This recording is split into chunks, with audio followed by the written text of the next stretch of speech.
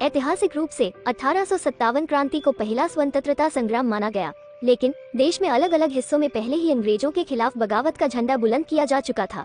ऐसी ही एक तमिलनाडु की रानी जिसने रानी लक्ष्मीबाई से पहले ही अंग्रेजों के घमंड को रौंद डाला था। ये बहादुर रानी वेलु नाचियार है, जिसने अंग्रेजों के खिलाफ लड़ाई की, बल्कि उन्हें हराया भी था।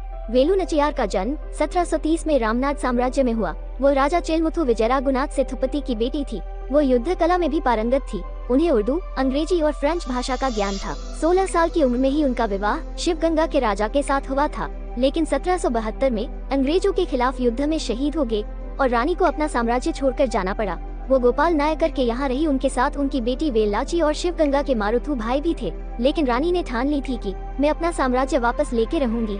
इसीलिए रानी ने अपने भरोसेमंद मारुथु भाई के साथ मिलकर सेना बनाने की तैयारी चालू की। इसमें उनकी मदद मैसूर के शासक हैदर अली और गोपाल नायकर ने की। उन्होंने इन 8 सालों के कठिन समय के दौरान अपनी महिला सेनाओं को विभिन्न प्रकार के युद्धों में प्रशिक्षित किया। 1780 में रानी वेलु नाचियार और अंग्रेजों सेनानी का सामना हुआ। इस युद्ध में ऐसा हुआ जो इतिहास में कभी नहीं हुआ था। वीर सेनापति कोयली ने किले में घुसने के लिए एक रणनीति तैयार की।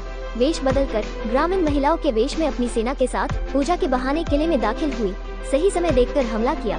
इसी दौरान उसकी नजर अंग्रेजों के गोला बारूद पर पड़ी और उन्होंने इतिहास का पहला सुसाइड अटैक की योजना बनाई और इसे अंजाम खुद कोयली ने दिया।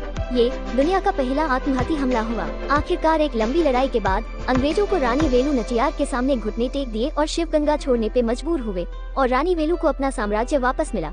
रानी वेलु नाचियार ने 1789 तक साम्राज्य पर शासन किया। 1796 में रानी वेलु का निधन हुआ। उनके सम्मान में भारत सरकार ने 2008 को उनका डाक टिकट जारी किया था। रानी वेलु नाचियार का योगदान भारतीय इतिहास में महत्वपूर्ण है और उन्हें तमिलनाडु की एक महान महिला नेता के रूप में याद किया जाता है। उनकी बहादुरी और समर्थन की भावना आज भी लोगों को प्रेरित करती है।